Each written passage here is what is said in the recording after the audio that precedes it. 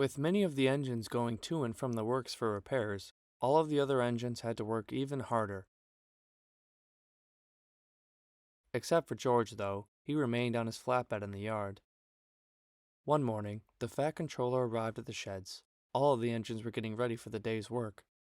With many of my engines going to and from the works recently, there's been an increasing amount of goods work to be done.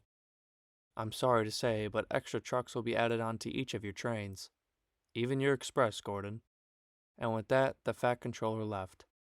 Gordon grumbled as he left the sheds. Trucks? Added onto my express? That's just disgraceful. Just then, Thomas spoke up. Extra trucks? I could pull extra trucks with bend buffers and a busted boiler. I've been doing it for years on my branch line. Percy and Toby knew Thomas meant well, but decided to teach him a lesson. Oh, that's good, Thomas, because my wheels ache more than ever today. Do you think you could take my trucks as well? Asked Percy kindly. Mine as well? Chimed in Toby. I'm not as strong as I used to be. Certainly, said Thomas proudly. I don't know what the Fat Controller would do without me to run my branch line, he boasted as he left the sheds to collect Annie and Clarabelle. He'll be in trouble soon, sighed Edward. Thomas arrived in the yard and buffered up Percy's trucks to Annie and Clarabelle. Then he buffered Toby's trucks onto the back of Percy's.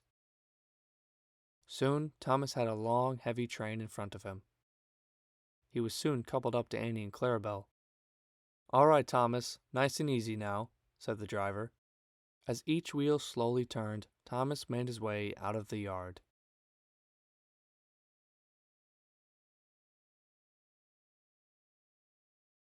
He arrived at Knapford Station to pick up and let off passengers.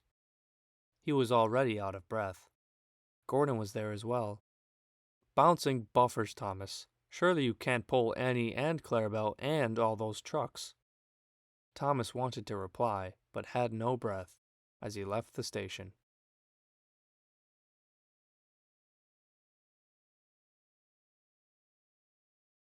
Steady now, said the driver as they approached the viaduct.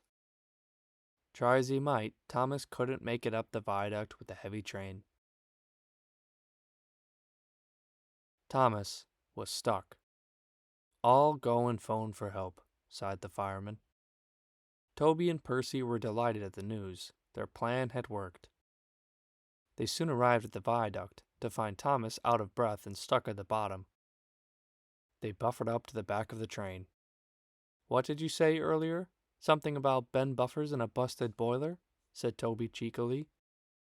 I am surprised, Thomas. You've been doing this for years, chimed in Percy. Thomas was embarrassed as the two engines pushed from behind and the long train made its way up the viaduct. Back at the sheds, the big engines thought it was very funny. One back engine would have been enough, said Henry. You can never rely on these branch line engines, I tell you, chimed in James.